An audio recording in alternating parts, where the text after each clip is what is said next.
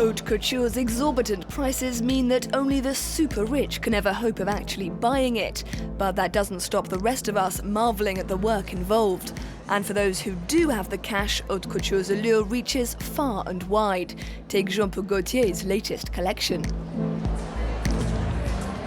In the football world, some people thought I was some sort of alien because I loved what he did.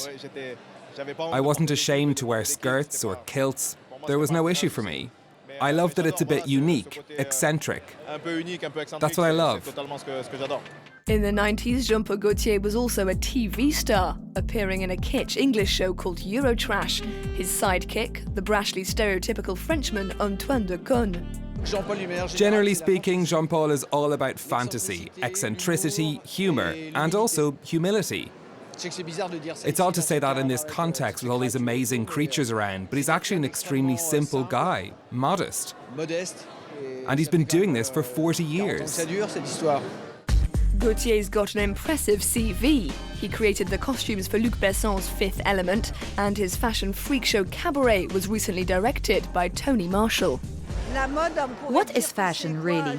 You could say it's something commercial, but for him, it's all about that feeling when you put on an item of clothing and it transports you somewhere else entirely. In your imagination, in society, it helps you change something within yourself.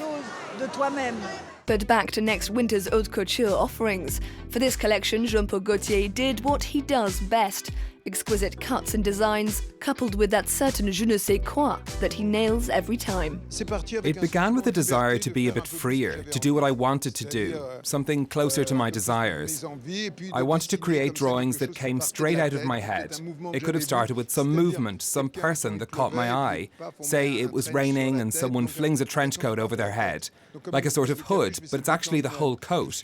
I thought, why not capes, quilted capes, capes that go down from the head like a sort of cocoon, and why not dresses too? There's a partly transparent black one that goes down from the head, and that's what I wanted. It might not be something people are going to buy, but it's something that I wanted to do.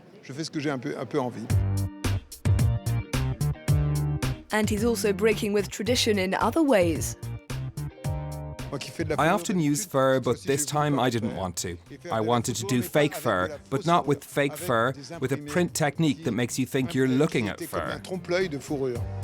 He also uses feathers that look like fur. And there's one particularly avant-garde bridal offering.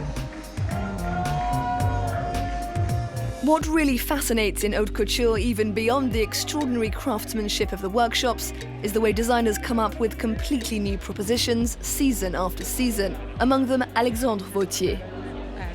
I should start by saying he's a friend of mine. He's a man who loves women. He loves them unconditionally, with all their strength and fragilities. And his cuts, his silhouettes, are just genius.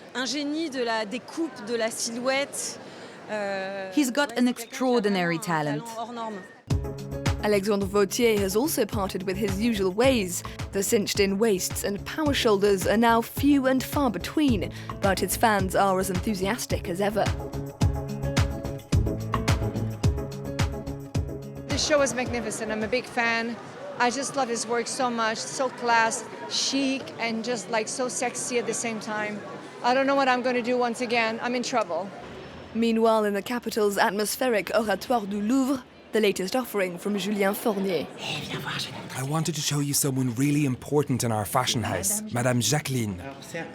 This season, it's a collection about witches, but actually, it's Madame Jacqueline who's the good fairy making all these beautiful dresses. Take a look. She's our good fairy. As the head of the Fournier workshop, Madame Jacqueline was instrumental in seeing this 10th birthday collection to fruition. The collection's name, First Spell. Since the beginning of time, women have been forced to carry around a sort of curse. If they wanted to challenge the status quo, have some influence on childbirth, as soon as they wanted to make something happen in the world, they were dismissed as witches. It's appalling.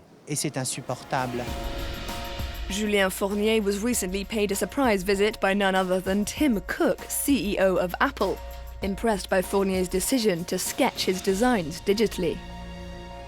The iPad, for example, lets us draw in front of the clients in real time. We can show them the sketches immediately. It's an innovation in the way we make sales. Before, you had to traipse around the words with your pens and watercolours.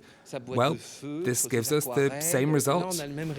Another key supporter sponsors Dassault Systems, specialists in visualization software. Right now, so much of fashion is still done in 2D, on paper. But for those who tend to produce more 3D images in their heads, it's easier to translate that into a digital 3D model with the appropriate dimensions. It makes it much easier to actually create the clothes. Haute Couture is about having one foot in the workshop and increasingly another in the world of digital innovation. The head, however, has to be firmly among the stars.